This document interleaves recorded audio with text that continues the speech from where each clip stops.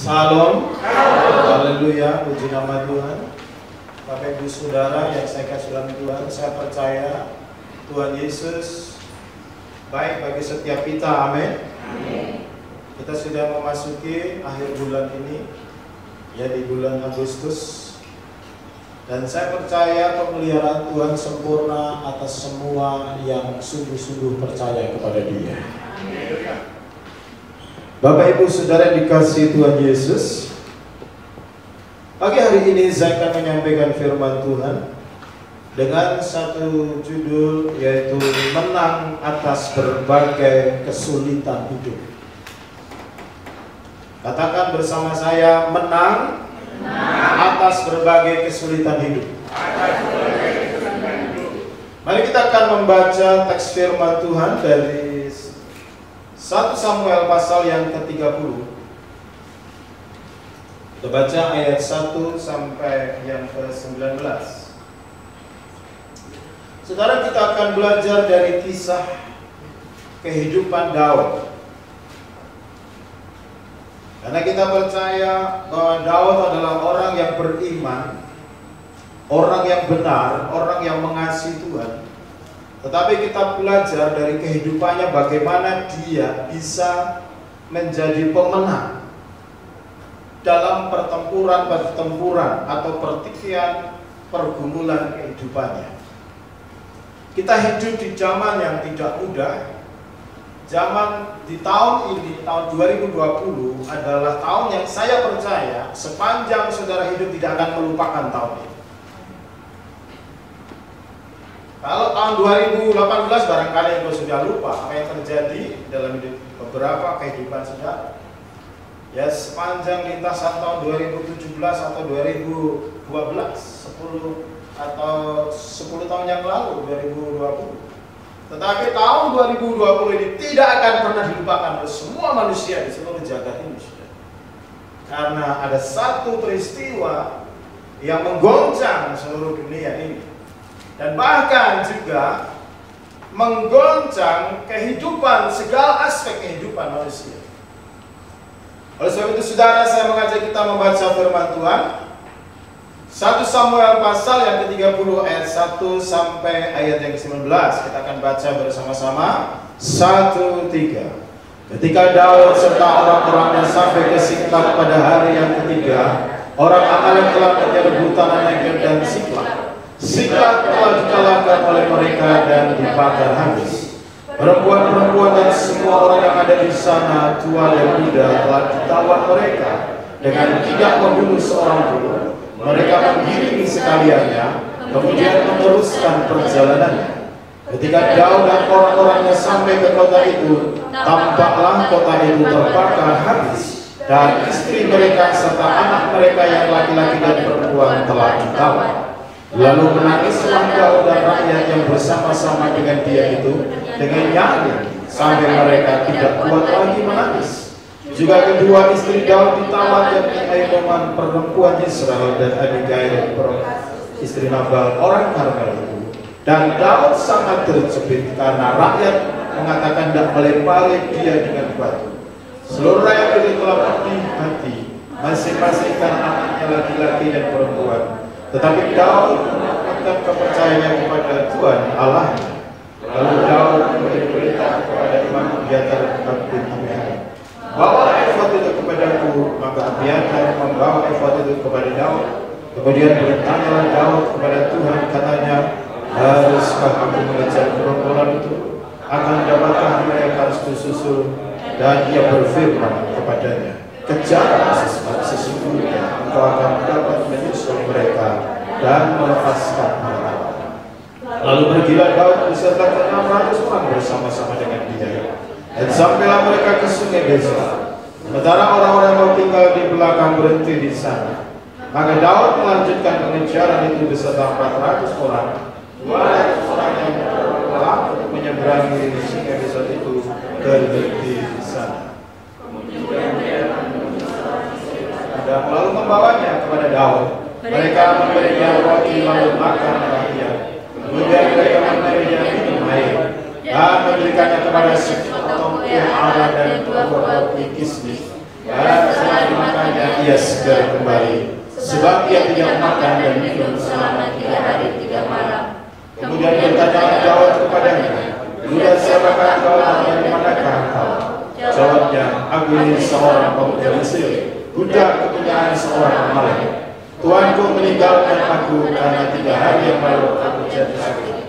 Kami telah menyerbu tanah Negeb orang Kreti dan daerah Yordan, tanah Negeb, Kaleb dan Siklak telah kami bakar besar. Dapatkah kau menunjukkan jalan kepadaku ke gerombolan itu?" Katanya, "Bersumpahlah kepadaku demi Allah bahwa engkau tidak akan membunuh aku dan tidak akan menyerahkan aku ke dalam tangan Tuanku itu. Maka aku akan menunjuk jalan kepadamu ke gerombolan." Ia menunjuk jalan dan Daud ke sana, dan tampaklah orang-orang itu berpencar-pencar di atas seluruh daerah itu, sambil makan, minum, dan mengadakan perayaan karena jalannya besar yang telah dirampas mereka dari tanah orang Filistin dan dari tanah Yuda. Dan pada keesokan harinya, Daud melanjutkan mereka dari pagi-pagi sampai matahari terbenam. Tidak ada seorang pun dari mereka yang lolos, kecuali orang-orang yang Daud melepaskan semua apa yang dirampas oleh orang Amalek itu. Juga kedua istrinya yang dapat dilepaskan Daud.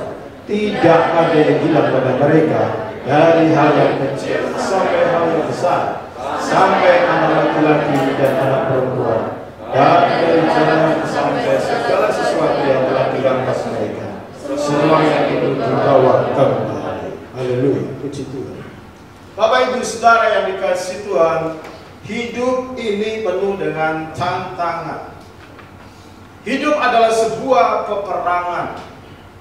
Pengalaman Daud adalah pengalaman kehidupan banyak orang Kristen sepanjang sejarah, sepanjang kehidupan. Terlebih kita yang hidup di zaman yang seperti ini, saudara, semua diguncang, semua mengalami yaitu kegoncangan karena problem yang datang, krisis, resesi ada di mana-mana. Saudara, hari-hari orang harus lebih bijak, lebih waspada, lebih berhikmat, lebih berhati-hati dalam hidup. Tidak boleh hidup dalam sembrono. Orang harus semakin merestrukturisasi, mengatur kehidupannya untuk meraih masa depan yang lebih baik. Kesehatannya dijaga, pikirannya dijaga, hidupnya dijaga. Orang-orang yang ada dalam kawasan saudara, orang-orang yang menjadi keluarga saudara, entah itu anak-anak saudara, adik saudara, teman-teman saudara, saudara punya menjadi posisi sebagai pemimpin, saudara sudah menjaga mereka dan memberi pengaruh yang baik kepada mereka. Janji Tuhan kepada umatnya, glory itu glory yang percaya, katakan amin. Tuhan mengendaki umatnya hidup dalam kemenangan, hidup naik, bukan turun. Tuhan tidak pernah, saudara, firman-Nya itu situasional. Kerajaan Allah kuasanya tidak bergantung kepada virus. Virus, saudara, ada di bawah kuasa Yesus yang percaya, katakan amin. Segala masalah dalam hidupmu ada dalam genggaman Yesus yang percaya, katakan amin. Saudara kasih dalam Tuhan, sehingga anak-anak Tuhan juga harus menguatkan imannya, harus beriman sungguh-sungguh dalam hidupmu di hari-hari yang penuh dengan tantangan ini.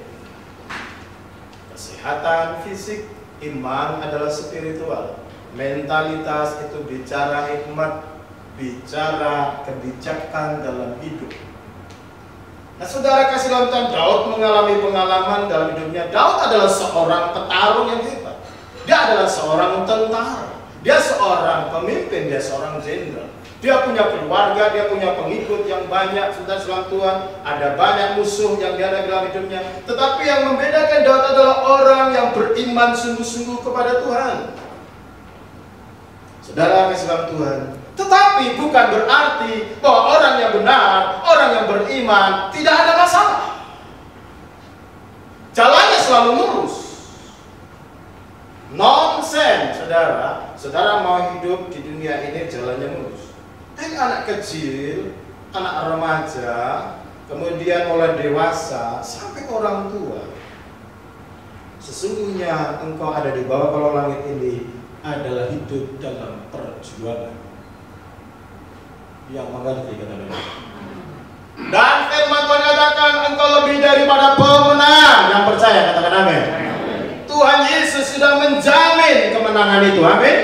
Yesus sudah mati dan bangkit dari kematian dan memberi kemenangan. Yang percaya katakan amin. Tetapi bagi saudara, kita ada di tengah dunia yang penuh dengan problem masalah. Saudara, kita harus mengerti dari bangun tidur sampai mau tidur lagi, bagaimana saudara harus mengerti direction, tuntunan Tuhan sepanjang bulan ini. Rancangan Tuhan itu rancangan damai sejahtera. Yang percaya katakan amin. Amin saudara. Tetapi kalau kita belajar di kisah Daud ini, Daud mengalami yang namanya trial dalam hidup atau pencobaan, masalah, pergumulan. Bagaimana sikap anak Tuhan? Bagaimana kita belajar dari kehidupan Daud? Apa yang Alkitab ajarkan tentang kesulitan hidup? Mengapa Tuhan mengizinkan anak-anaknya mengalami kesulitan itu? Dan kesulitan atau masalah, saudara, kita tahu bahwa sebenarnya adalah salah satu cara Tuhan untuk mendidik umatnya agar spiritual, kehidupan rohaninya berkembang, bertumbuh, dan memiliki karakter Kristus yang mau dikatakan amin. Mari kita baca di dalam Yakobus pasal yang pertama ayat 2 sampai ayat yang keempat.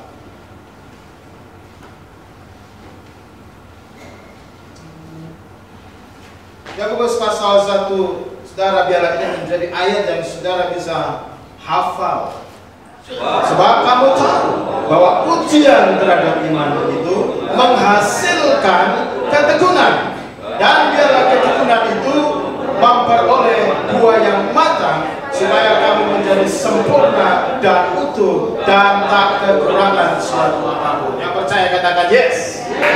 Kalau saudara, firman Tuhan memberi kepada kita peringatan, mengingatkan, anggaplah sebagai satu kebahagiaan, anggaplah sebagai satu berkat kalau saya dan saudara diizinkan mengalami kesulitan yang lebih berat di tahun 2020 ini. Karena Alkitab mengajarkan kepada kita bahwa itu bagian daripada ujian iman. Yang percaya katakan amin. Kalau bahasa Inggris katakan, my brother, count it all joy when you fall in various trial. Kata trial adalah sebuah pergolakan karena masalah. Masalah kesehatan, masalah masa depan, masalah bisnis, masalah pekerjaan, masalah apa saja. Trial. Kalau kita mengalami, firman katakan, itu bagian daripada ujian. Yang mengerti katakan amin. Jadi Tuhan izinkan trial, pencobaan, masalah hidup itu adalah sarana pendewasaan iman. Yang mengerti katakan amin.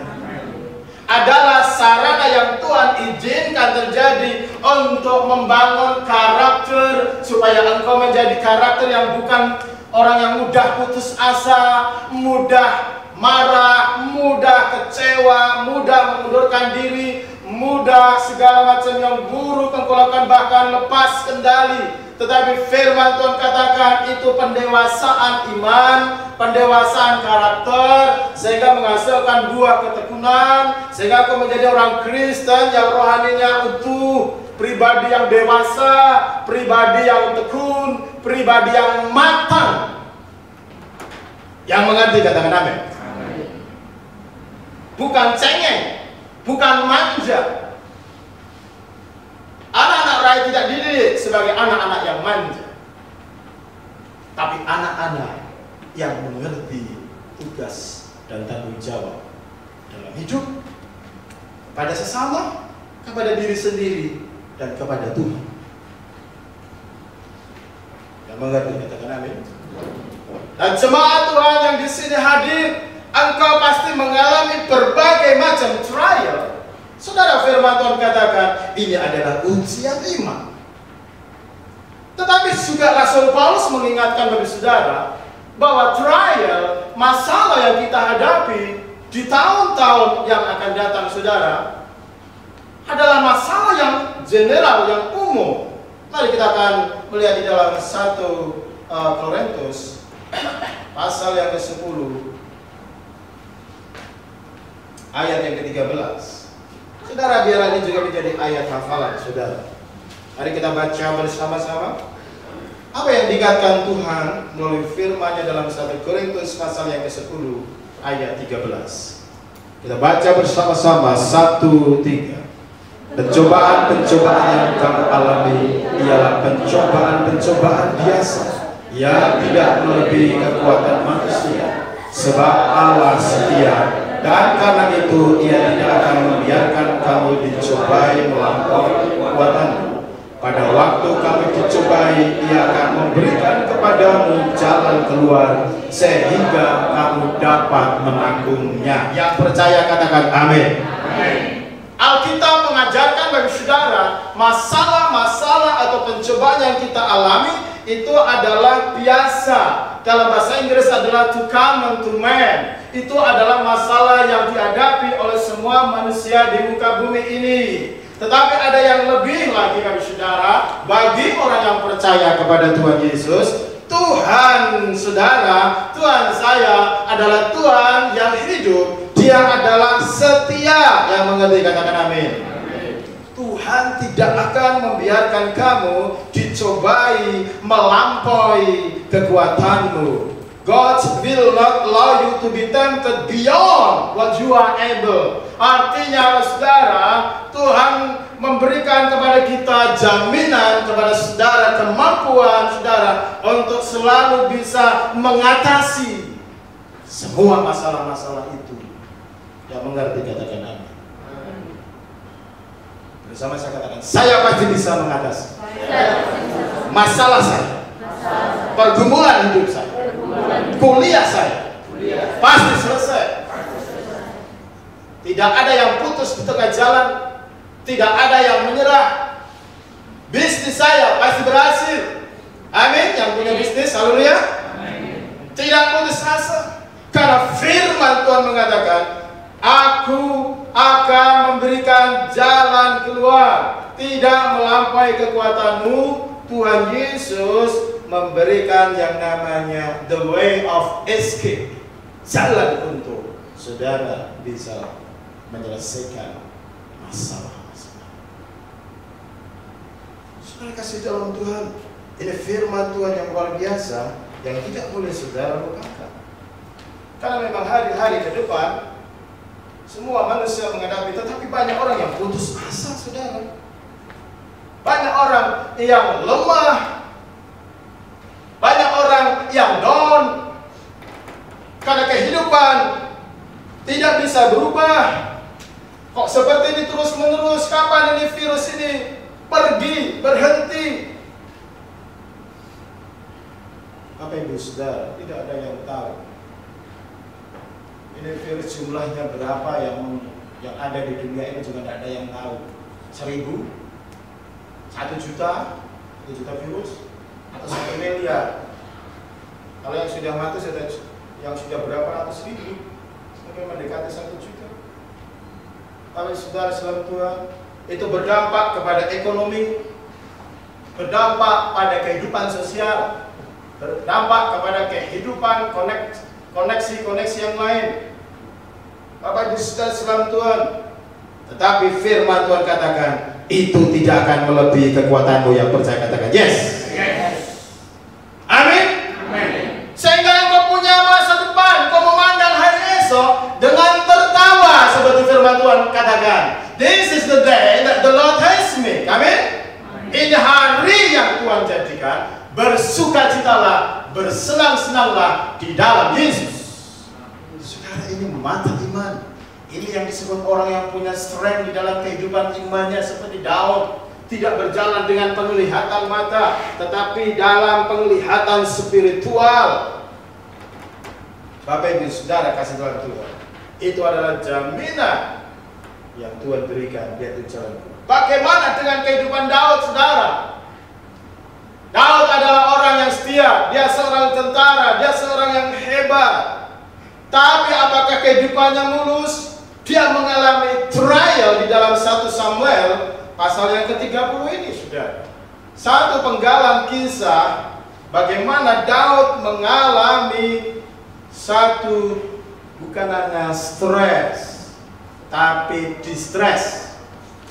Stres itu dialami banyak orang karena masalah dari kanan dari kiri datang bersama-sama, karena beban dari kanan dari kiri datang bersama-sama. Itu orang bisa jadi stres kalau tidak punya kemampuan manajerial yang baik, tidak punya kemampuan untuk mengatur semua itu dengan baik. Tidak bisa tidur, tidak bisa makan, atau bahkan sebaliknya makan kebanyakan ya karena stres. Tapi saudara, Daud bukan stres lagi, distress. Mengapa, saudara, apa yang terjadi? Karena saudara, Siklag adalah tempat di mana keluarganya berada, orang-orang yang dikasihnya berada. Daud punya pasukan 600 orang yang dididik oleh Daud menjadi tentara, saudara. Dia berperang sana melawan Saul, melawan musuh-musuhnya. Tapi saudara, di dalam 1 Samuel ini, Daud mengalami di mana masalah terjadi, anak-anak, istri-istri, dan juga saudara-saudara, keluarga besarnya saudara ditawan, dirampok, saudara. Semua dijarah hartanya oleh orang-orang Amalek, saudara. Mereka bukan hanya menjarah, mereka bukan hanya merampok, tetapi mereka membakar semua hartanya, saudara. Semua rumah yang tertinggal, saudara. Dan anak-anak semua keluarga itu, saudara. Mereka tawan, saudara. Dan mereka membawa lari, saudara, dari Siklag. Kota itu dibakar habis. Dan tidak ada yang tertinggal, saudara. Saudara Islam Tuhan, orang-orang Amalek menyerang mereka, menghabisi mereka. Firman Tuhan katakan Siklag itu terbakar. Saudara, apa yang terjadi dengan Daud? Daud akhirnya mengalami satu distress. Dia menangis bersama rakyatnya ketika dia pulang melihat kota itu telah terbakar. Saudara bayangkan, saudara bisa melihat ketika Daud sedang pulang dan melihat ada asap, ada api, dan ketika dia melihat ke dalam, semua keluarganya bahkan bersama rakyatnya, saudara, sudah tidak ada, bahkan semua rumah sudah dibakar. Saudara, firman Tuhan adalah kebenaran. Itu adalah real. Ini adalah masalah yang nyata. Saudara, banyak orang Kristen, saudara, kalau tidak berhati-hati dalam hidup, sudah berhati-hati saja, iblis bisa menyerang. Amalek bicara tentang pekerjaan saja. Amalek bicara tentang masalah-masalah yang begitu banyak. Saudara, itu namanya iblis sudah merampok harapan saudara. Dan ini yang terjadi dengan banyak orang. Saudara, hati-hati dengan peristiwa ini. Daud dirampok harapannya. Dan juga rakyat, orang-orang yang bersama dia, mereka mengalami kehilangan orang-orang yang dikasihnya, saudara, Tuhan. Dan itu menjadikan mereka menangis menjadi-jadi, sampai firman Tuhan mengatakan sampai mereka tidak bisa menangis lagi. Mereka mengalami yang namanya distress, sampai tidak kuat lagi menangis. Apakah saudara pernah mengalami hal itu? Tidak kuat lagi menangis karena saudara sudah sangat menangis sejadi-jadinya. Dan saudara, Daud mengalami itu, saudara. Dan bukan hanya itu, firman Tuhan mengatakan, saudara, apa yang terjadi dengan Daud? Daud itu juga disalahkan, bahkan mau dilempari dengan batu, saudara, oleh rakyat, oleh orang-orang yang bersama dengan Daud, saudara. Karena Daud menjadi pemimpin, orang di sekitarnya mengalami kehilangan sesuatu yang bernilai dalam hidupnya. Saudara, Daud terjepit, kita melihat, dan mereka mau melempari Daud dengan batu. Seluruh rakyat itu pedih hati karena kehilangan anak-anak mereka, dan juga istri-istri mereka, dan juga harta benda mereka. Habis. Karena ini adalah penggalan bagian kehidupan yang dicatat oleh Alkitab dalam kehidupan Daud. Tetapi menjadi sebuah pembelajaran. Tidak ada orang seorang pun yang mau memiliki kehidupan yang seperti ini. Siapa yang mau hidupnya gagal di sini? Siapa yang hidupnya hancur-hancuran di sini? Saya percaya saudara mau ke gereja, mau melayani Tuhan, mencari Yesus, karena saudara mau hidupnya diberkati dan menjadi berkat. Betul? Betul? Saudara karena mencintai Yesus, betul? Amin? Amin? Karena saudara punya harapan kepada Yesus, betul? Amin? Saudara, tadi banyak orang Kristen yang bingung kadang-kadang, ke gereja untuk apa? Cari siapa? Ibadah untuk apa? Apa untungnya buat saya? Atau ke gereja malah ngantuk, malah pikirannya kemana-mana, tidak tertuju kepada Yesus. Di gereja saudara tidak bisa tertuju pada Yesus, apalagi di rumah, apalagi di hari-hari seperti ini. Banyak distrust, banyak sekali distress, banyak sekali distraction, banyak sekali gangguan. Sudah dalam Tuhan, untuk orang datang kepada Tuhan. Tetapi saya mau sampaikan kepada saudara, iman saudara kepada Yesus tidak sia-sia. Yang percaya kepada Tuhan. Amin. Iman kita kepada Yesus tidak sia-sia. Sekalipun masalah terjadi dalam hidupmu saat ini, Tuhan punya sejuta jalan untuk memberi pertolongan kepada saudara yang percaya kepada Dia. Amin. Tuhan punya sejuta cara menolong saudara. Seperti Tuhan memberikan pertolongan juga kepada Daud. Tetapi Bapak Ibu sudah sekalian Tuhan, saya akan menyampaikan 3 kunci kenapa Daud ini menang di dalam mengalami kesulitan, pencobaan di dalam kehidupan. Apa yang dilakukan Daud? Tuhan mengizinkan terjadi, membuat Daud karakter rohaninya terbentuk supaya lebih bergantung kepada Tuhan. Saudara, yang pertama, apa yang Daud lakukan? Kunci untuk menjadi pemenang bagi saudara dalam hidup, dalam mengatasi berbagai persoalan. Yang pertama, menguatkan hati, menguatkan kepercayaannya kepada Tuhan. Katakan menguatkan kepercayaannya kepada Tuhan. Saudara bisa lihat di dalam ayat yang ke-6 bagian B. Dikatakan, tetapi Daud ketika dia sedang terjepit, ketika dia sedang mengalami stres, bahkan distress, ada kata tetapi Daud menguatkan kepercayaannya kepada Tuhan. Langkah yang pertama yang dilakukan Daud, saudara, firman Tuhan mengatakan bahwa but David strengthened himself in the Lord his God. Dia punya Allah yang hidup.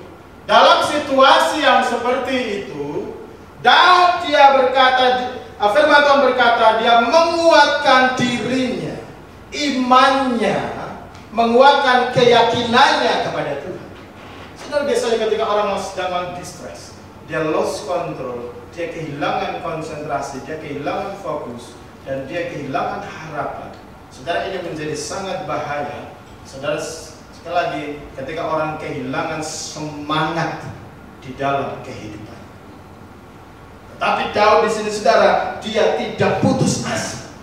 Orang yang percaya kepada Tuhan, dia memandang kepada Yesus atas apa yang dia alami, dan dia memandang kepada Yesus yang besar, yang dahsyat, yang maha kuasa.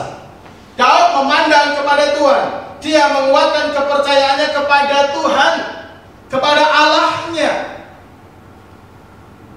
Bapak Ibu saudara yang dikasihi Tuhan, itu adalah kunci. Saudara tidak boleh hidup dalam kelemahan terus menerus. Kita harus membangun benteng spiritual. yaitu menguatkan iman. Yang mengerti katakan amin. Pagi hari sudah mencari Tuhan adalah dalam kerangka strengthen your faith, menguatkan imanmu kepada Tuhan. Yang mengerti katakan amin. Pagi hari sudah berdoa, sudah mendengar firman Tuhan, sudah memuji, menyembah Tuhan. Itu adalah untuk menguatkan imanmu kepada Tuhan, menguatkan kepercayaanmu kepada Tuhan. Yang mengerti katakan amin. Sehingga jangan skip, jangan pas, jangan lewati, menjadi orang yang konsisten, menjadi orang yang terus menerus, menjadi orang yang terus percaya sama Tuhan. Entah ada masalah yang berat, entah tidak ada masalah yang berat, atau ada masalah yang luar biasa, keep in prayer, tetap berdoa. Yang mengerti katakan. Tidak ada cara lain. Kalau engkau cari tetanggamu yang tidak beriman, malah saudara malah kecewa. Kalau engkau cari teman yang tidak beriman, malah kecewa. Kalau engkau datang kepada orang yang lebih rohani, engkau dikuatkan, engkau akan dikuatkan iman. Tapi kalau engkau datang kepada orang yang imannya lebih down, lebih lemah, engkau akan menjadi kecewa. Engkau datang kecewa, pulang juga akan lemah. Tetapi ketika engkau mencari Tuhan, Yesus di dalam Matius pasal 26 ayat 41 mengajarkan untuk berdoa. Mari kita lihat di dalam Matius pasal 26 ayat 41, referensi Perjanjian Baru, bagaimana Yesus menguatkan dirinya. Itu saudara juga ada referensi dalam Markus pasal yang ke-14 ayat yang ke-38. Tapi kita akan baca Matius pasal 26 ayat 41. Mari kita baca bersama-sama. Ayat 41. 1, 2, 3. Berjaga-jagalah dan berdoalah supaya kamu jangan jatuh ke dalam pencobaan. Roh memang menurut, tetapi daging lemah. Bapak Ibu Saudara, Yesus sedang mengalami serangan kelemahan. Kenapa? Karena dia harus memikul dosa banyak orang. Dia harus menanggung dosa banyak orang melalui akan mati di kayu salib. Sehingga Yesus, saudara, di dalam ayat 38 dikatakan, hatiku sangat sedih, kesusahan sampai mau mati, bahkan mengalami sorrowful even to death. Jadi kesedihan seperti orang mau mati. Saudara, ini memiliki level yang sangat tinggi sekali. Bagaimana orang itu sudah tidak ingat apa-apa lagi, kecuali dia mengalami kesusahan yang luar biasa.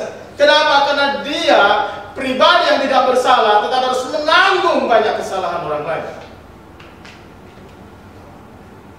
Dia bisa saja meninggalkan cawan murka itu, karena itu adalah cawan murka Allah yang harus dia tanggung. Karena kesalahan dan dosa-dosa, kenajisan yang dilakukan oleh manusia, saudara, Yesus harus menanggung sampai dia berdoa, Bapa, kalau boleh cawan ini lalu daripadaku, tetapi bukan kehendakku, melainkan seperti yang kau kehendaki. Dari sinilah Yesus mengajarkan kepada murid-muridnya berjaga-jaga dan berdoa. Emang ngerti katakan? Doa bukan rutinitas, doa bukan sebuah kewajiban agamawi. Yesus memberi perintah, berdoalah dan berjaga-jaga. Jangan remehkan doa. Kalau selama ini engkau meremehkan doa, bertobat. Karena doa adalah channel of miracles, saluran ke surga. Listrik semua mati kalau salah satu kunci yaitu diputuskan kabelnya, saudara. Jadi banyak orang Kristen memutus hubungan melalui doa yang tidak sungguh-sungguh atau tidak memiliki kehidupan doa yang baik.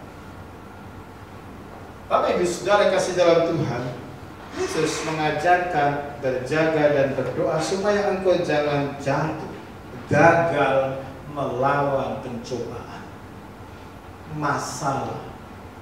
Tanya orang Kristen, saudara, kalau tidak banyak berdoa nanti pinternya menyalahkan orang lain, nyalahkan orang tuanya, nyalahkan temannya, nyalahkan saudaranya, nyalahkan Tuhan. Tapi Tuhan akan bertanya kepada saudara, apa yang sudah engkau lakukan untuk aku? Apakah engkau sudah melakukan firman-Ku? Saudara, keputusasaan banyak orang terjadi sehingga orang berbuat jahat, membunuh, merampok, saudara Tuhan, bahkan bunuh diri. Saudara, tidak ada orang yang masuk surga kalau dia bunuh diri. Jadi saudara jangan pernah bunuh diri, karena engkau akan masuk neraka. Bersama saya katakan, saya tidak mau bunuh diri. Saudara, di dalam masa krisis seperti ini banyak orang bunuh diri karena sudah butek, pikirannya pendek, sudah distress, dan iblis ngomong, mati wae kowe, wis ora kanggo. Ini iblis membisikkan seperti itu, sudah butek, masalah sana, masalah sini. Tapi saya katakan saudara, ada channel yaitu the presence of the Lord, yaitu doa. Katakan berdoa. Jadi jalannya saudara cuma doa, doa, doa. Mazmur 56 ayat 3 dikatakan, waktu aku takut, aku ini percaya kepada Tuhan. Amin bagi saudara. Waktu aku takut, aku ini percaya kepada Tuhan. Siapa di sini yang pernah takut? Boleh angkat tangan. Punya rasa tiba-tiba takut. Itu adalah wajar.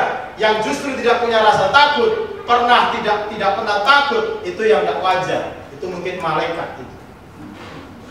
Karena dia tidak punya masalah di dunia itu. Tapi firman Tuhan katakan, ketika aku takut, ketika aku lemah, aku ini percaya sama Tuhan. Bagaimana bisa percaya? Saudara, melalui datang kepada Yesus. Yang percaya katakan amin. Jadi berdoa. Doa jangan menjadi kewajiban, tapi doa menjadi lifestyle. Seperti saudara pakai masker. Sekarang masker bukan aksesoris.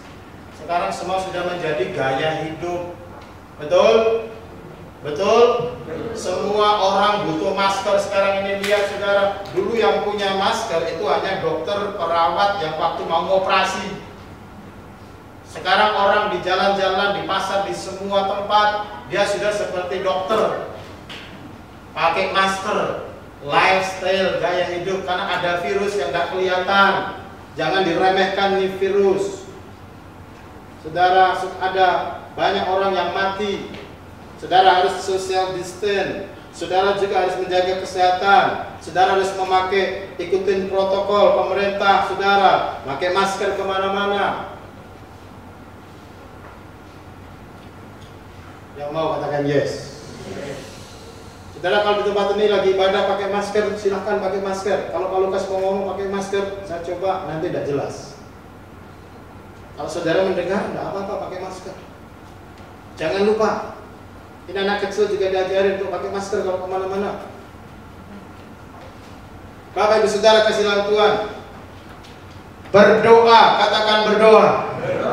Jadi yang pertama saudara, Daud menguatkan imannya, kepercayaannya kepada Tuhan. Jadi katakan bersama saya mau menguatkan kepercayaan saya kepada Tuhan. Yang kedua Bapak Saudara, apa yang dilakukan Daud? Daud bertanya kepada Tuhan. Mari kita lihat di dalam 1 Samuel pasal 3 ayat 7 dan ayat yang ke-8. Mari kita baca bersama-sama. Ya, ayat 7 dan ayat 8. 1, 3. Lalu Daud memberi perintah kepada Imam Abiatar bin Ahimelek, bawalah efod itu kepadaku. Maka Abiatar membawa efod itu kepada Daud. Kemudian bertanyalah Daud kepada Tuhan. Katanya, haruskah aku mengejar gerombolan itu? Akan dapatkah mereka kususul? Dan ia berfirman kepadanya, kejarlah, sebab sesungguhnya engkau akan dapat menyusul mereka dan melepaskan para tawanan.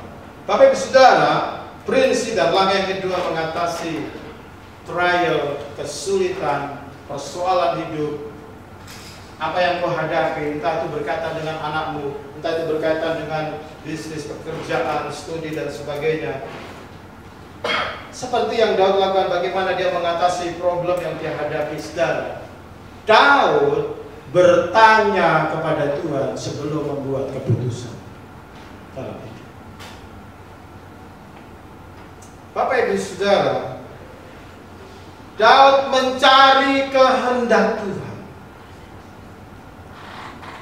Dia datang kepada Tuhan setelah kuat imannya. Setelah dia menguatkan, Daud inquire of the Lord. Inquire itu artinya dia bertanya kepada Tuhan. Secara spesifik berkaitan dengan masalah yang dia hadapi. Keluarganya, anak-anaknya, semua apanya dirampok oleh orang Amalek ini. Dan Daud bertanya kepada Tuhan, apa keputusan Tuhan untuk menolong, untuk menyelesaikan masalah yang dihadapinya itu. Saudara punya masalah apa? Pernikahan, rumah tangga, kuliah, studi, orang tua, apa saja. Bertanyalah secara spesifik kepada Tuhan. Daud bertanya kepada Tuhan secara spesifik. Dia bertanya, Tuhan, haruskah aku mengejar gerombolan itu? Daud tidak memutuskan sendiri apa yang ingin dia lakukan dan apa yang ingin dia kerjakan untuk menyelesaikan masalah ini. Saudara, orang beriman, kunci kemenangan dalam hidup, kunci masa depan yang cerah, kunci masa depan yang penuh dengan damai sejahtera, Bapak Ibu Saudara, adalah kedekatan dengan Tuhan, membangun keintiman dan bertanya kepada Tuhan seperti yang Daud lakukan. Haruskah aku menikah di tahun 2027? Tuhan, bolehkah aku menikah di tahun 2030? Tuhan, apakah saya harus selesaikan kuliahku ini? Bagaimana dengan ini, Tuhan? Daud bertanya, bolehkah aku mengejar gerombolan atau pasukan itu? Dan Daud bertanya, apakah aku bisa menyusul mereka? Karena gerombolan Amalek sudah membawa mereka lari selama 3 hari sudah. Jadi perjalanan yang begitu jauh. Tapi saudara, Tuhan memberikan jawaban. Kejarlah mereka, sesungguhnya engkau dapat menyusul. Saudara, ini bicara direction dalam hidup. Untuk menyelesaikan masalah butuh arahan Tuhan dan butuh keputusan dari Tuhan yang mengerti kemenangan. Untuk membangun masa depanmu yang baik, engkau harus butuh keputusan dengan Tuhan. Jangan membuat keputusan sendiri. Jadi mencari kehendak Tuhan. Mendengar seperti Daud, saudara, dia bertanya, bergumul dengan Tuhan. Biasakan sebelum saudara membuat keputusan, bangunlah sebuah habit, inquire of the Lord. Bertanya dulu kepada Tuhan, maka ada berkat Tuhan di sana yang mengerti, katakan amin. Ada jalan Tuhan di sana yang mengerti, katakan amin. Ada hikmat Allah yang mengerti, katakan amin. Kalau Tuhan katakan, do it, lakukan. Saudara, saya punya banyak pengalaman spiritual seperti itu. Kalau Tuhan berkata jangan, saya tidak lakukan. Kalau Tuhan katakan kerjakan, saya akan lakukan. Dan ada buah, ada breakthrough, ada saat tidak terjadi stagnasi karena Tuhan yang memberi perintah. Saudara, dalam hidup ini jangan saudara tidak mengerti bahwa Tuhan berbicara dengan banyak cara. Tuhan berbicara melalui mimbar, melalui firman Tuhan. Tuhan juga bicara melalui kitab suci yang saudara renungkan setiap hari, setiap pagi hari. Bahkan Tuhan juga bicara secara audible, secara membisiki saudara dengan suara yang saudara bisa kenal suara Tuhan itu. Iblis saja bisa ngomong kok. Saudara, setan saja bisa membisikin saudara. Tuhan juga membisikin saudara dan berbicara kepada saudara yang mengerti, katakan amin. Jadi Tuhan juga bisa bicara melalui orang yang dewasa rohani, melalui orang atau keluarga saudara yang berbicara melalui keputusan Roh Allah, Roh Kudus sendiri.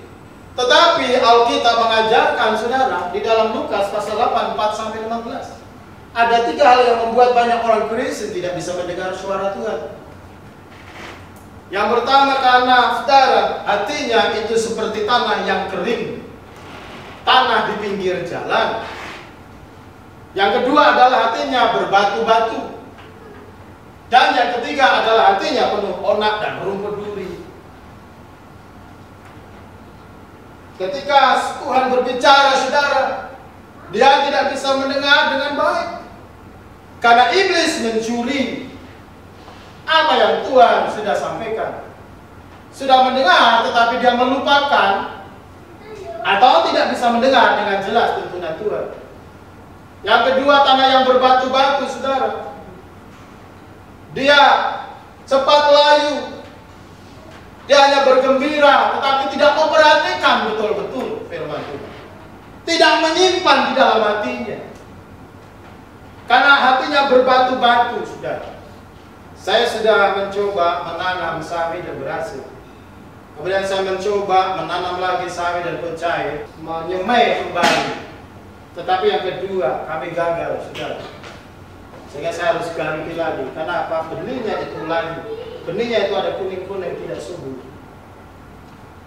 Kenapa, saudara? Ketika kemarin saya cek, di situ tanahnya batu-batunya banyak. Saya cangguli banyak batu-batunya, sehingga tidak bisa bertumbuh dengan baik. Sehingga kami mencoba membuat semaian baru. Dan kita berharap itu menjadi benih yang baik. Sehingga kita bisa pindahin di polybag sehingga menjadi subur.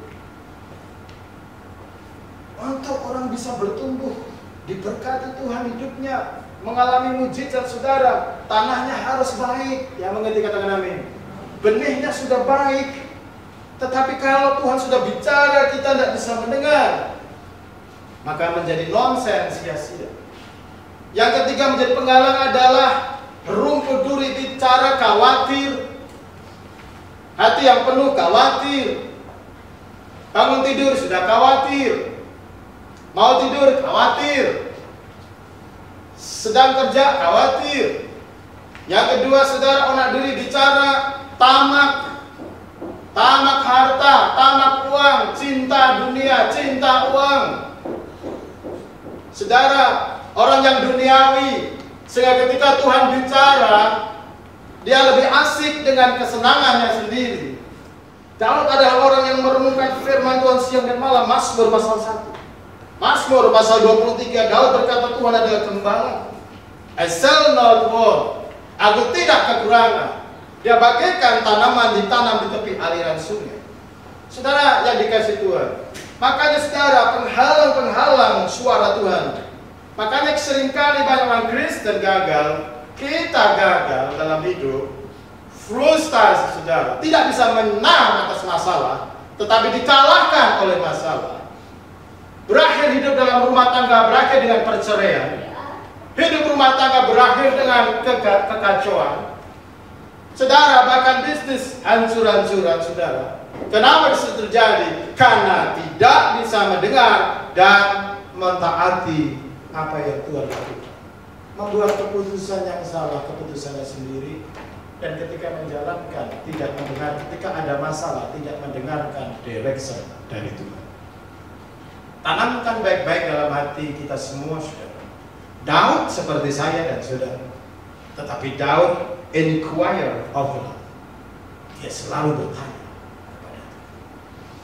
Jangan, saudara, sekarang ini musim memakai digital, saudara, semua sistem, semua serba otomatis. Cara Tuhan itu berbeda-beda. Yang mengerti kata-kata. Tuhan menyelesaikan masalahmu kemarin seperti itu, bukan berarti hari ini sama. Tuhan akan menyelesaikan masalah dengan cara yang berbeda. Bisa masalahnya sama antara si A dengan si B, tapi cara Tuhan menyelesaikannya berbeda. Yang mengerti katakan amin. Jadi Tuhan itu bukan matematika seperti hitungan kita 2 tambah 2 4. Hitungan Tuhan itu bisa 2 tambah 5, itu adalah jutaan, saudara. Yang mengerti katakan amin. Jadi kita tidak boleh memasukkan Tuhan dalam akal budi, saudara. Pikiran kita yang terbatas ini, saudara. Tetapi yang namanya iman dalam menyelesaikan masalah. Daud sedang dia bertanya dan Tuhan katakan, pergi, engkau akan bisa menyusulnya. Saudara yang luar biasa, Tuhan pun memberikan clue. Dia ketemu dengan budak dari orang Amalek yang sakit dan ditinggalkan oleh jenderalnya atau oleh rajanya. Ketika di dalam perjalanan Daud mengejar, saudara, dia bertemu dengan orang Amalek, budaknya orang Amalek yang sakit sekarat. Budak tidak ada harganya.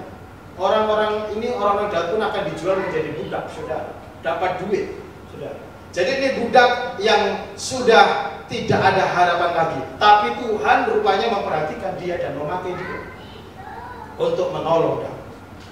Yang ketiga, bagi saudara, setelah kita bertanya kepada Tuhan, yang ketiga, prinsip yang ketiga menangani masalah adalah bertindak berdasarkan tuntunan Tuhan dan hikmat Tuhan.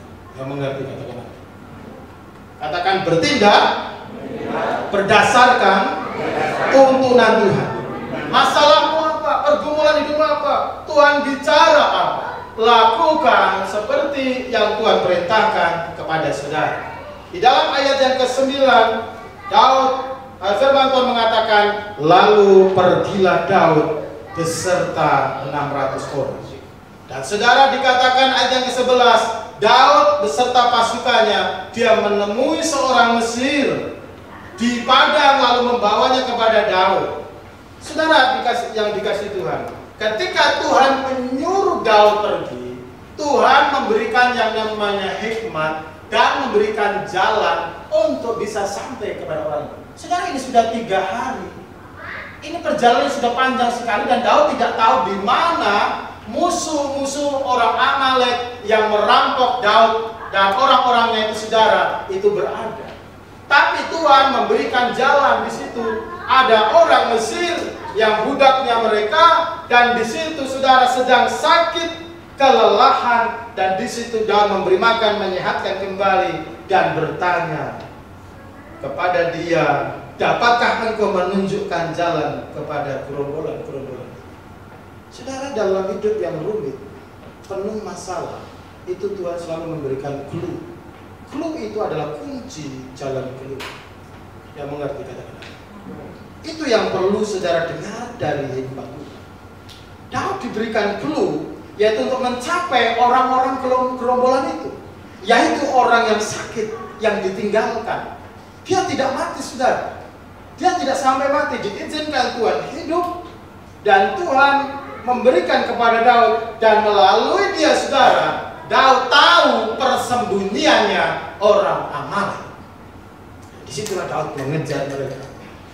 Jadi saudara kasih dalam Tuhan, prinsip yang ketiga, bertindak sesuai dengan tuntunan Tuhan dan hikmat Tuhan. Tuhan akan memberi jalan, Tuhan akan memberikan kepada kita jalan keluar, Tuhan akan memberikan kepada kita hikmat. Makanya saudara, dalam relationship dengan Tuhan, disitulah kita mendengar bagaimana Tuhan saya mengatasi masalah keuanganku ini, bagaimana Tuhan saya mengatasi yaitu keluargaku ini, anakku yang nakal ini, atau bisnisku, atau persoalan di tempat bekerja, atau di dalam masyarakat. Bapak ibu saudara kita, ketika kita dalam hadirat Tuhan, tiba-tiba Tuhan bisa memberikan clue, lakukan ini. Tiba-tiba Tuhan akan mempertemukan kita dengan seseorang yang tidak kita kenal, yang tidak kita pernah ketemu sebelumnya. Nah, saudara, disitulah Tuhan memakai siapa saja. Tuhan menggunakan apa saja untuk menolong anaknya, sehingga dia bisa dibawa dari glory kepada glory. Dia bisa dibawa dari kemenangan kepada kemenangan. Yang mengerti katakan amin. Saudara kasih dalam Tuhan. Dan ini yang dialami oleh Daud. Daud akhirnya, saudara, dia sampai kepada tempat persembunyian orang itu, orang-orang Amalek, saudara. Dan di situ, saudara, mereka sedang berpesta pora. Mereka sedang menikmati jarahan, kekayaan, makanan, hasil daripada penjarahan terhadap orang-orangnya Daud. Perampokan, iblis merampok banyak anak-anak Tuhan. Kadang-kadang, saudara, kalau kita tidak waspada, tidak hati-hati dalam hidup ini, tetapi Tuhan akan bisa mengembalikan. Dan ini yang terjadi dengan Daud. Yang mengerti katakan amin. Tuhan bisa memulihkan kesehatan saudara, amin. Tuhan bisa memulihkan ekonomi keuangan saudara, amin. Amin. Salam kanan kiri, yes. Tuhan bisa memulihkan hidupmu. Amin, saudara. Lihat belakang juga, saudara. Tuhan bisa memulihkan hidupmu. Tuhan bisa memulihkan kesehatanmu. Amin. Haleluya. Saudara, di sini yang terjadi, Daud akhirnya diberi hikmat, saudara. Ketika mereka pesta pora, mereka sedang senang-senang, saudara, sampai hampir pagi. Mereka kecapean, tidur di pagi hari, saudara. Dan Daud menyerang mereka habis-habisan di pagi hari. Jadi sudah dalam keadaan keamanan sudah lemah. Ini yang disebut wisdom. Tuhan memberikan clue, yaitu orang Mesir, petunjuk jalan. Tuhan juga berikan hikmat kepada Daud. Katakan wisdom. Katakan hikmat. Hikmat hidup. Amin, saudara.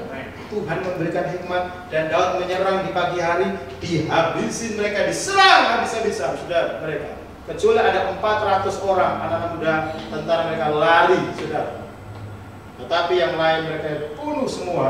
Dan saudara, dan yang luar biasa kita mengatakan bahwa tidak ada yang hilang pada mereka, dari kecil sampai besar, sampai anak laki-laki, anak perempuan, dan jarahan mereka sampai segala sesuatu telah dirampas. Semua itu dibawa Daud kembali. Saudara, inilah yang terjadi dengan kehidupan Daud. Daud mengalami kemenangan. Saudara mau menang di dalam kehidupan. Hidup ini adalah sebuah fighting. Saudara bukan diciptakan oleh Tuhan menjadi orang yang lemah. Tapi perjanjian baru mengajarkan kepada kita bahwa saudara adalah tentara-tentara Allah yang mengerti kata-kata. Saudara adalah the army of God. Saudara bukan gerombolan, tapi saudara dilatih oleh Tuhan untuk menjadi pemenang yang mengerti kata-kata. Saudara dilatih setiap hari. Saudara melalui masalah, pergumulan, melalui suatu proses yang terjadi, saudara, untuk memiliki karakter Kristus. Karakter yang teguh, karakter yang bergantung kepada Tuhan, karakter yang penuh kasih, karakter yang penuh wisdom. Sehingga sudah dalam Tuhan itu memberi kemenangan kepada saudara. Saudara, dari sini kita belajar 3 prinsip untuk mengatasi menjadi seorang pemenang. Yang pertama, saudara, menguatkan hati. Katakan menguatkan hati. Yang kedua adalah apa? Bertanya kepada Tuhan. Biasakan bertanya sebelum membuat keputusan yang sangat penting di dalam hidup. Saudara, ada dengan cara berpuasa. Berpuasa 40 hari, berpuasa 30 hari, berpuasa seperti Daniel 21 hari. Kalau itu adalah persoalan yang begitu sangat-sangat berat dalam hidupmu, engkau butuh dengan cara-cara yang spesifik. Saudara, yang ketiga apa?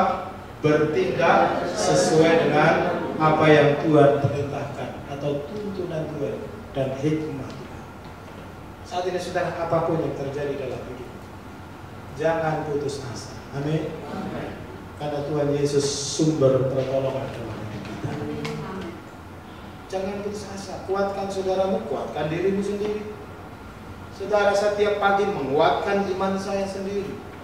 Tiap pagi saya menguatkan, membesarkan hati saya sendiri. Kelelahan fisik, kelelahan mental, kelelahan karena banyak beban, pergumulan, saudara mengalami kelelahan apa saja, menguatkan setiap hari. Dan kemudian mendengar suara Tuhan, dengar lagu-lagu rohani. Saya biasanya, saudara, sebelum saya dengar bacaan, saya dengar lagu-lagu rohani. Berdoa, memuji, menyembah Tuhan, mengangkat tangan, berlutut, apa saja. Dan sudah selalu Tuhan. Di situ iman dikuatkan, sehingga pikirannya menjadi jernih. Menjalani hidup bukan dengan, saudara, hati sudah keras, hati sudah kering, hati penuh keputusasaan, tidak ada semangat, nanti mengharapkan minggu lagi. Anak-anak Tuhan, saudara, setiap hari harus passionate. Bangun pagi harus semangat. Amin. Yes, hari ini adalah harinya Tuhan. This is the day that the Lord has made. Amin. Let me rejoice, bersukacita, and be glad in it. Bersenang di dalam Tuhan. Amin.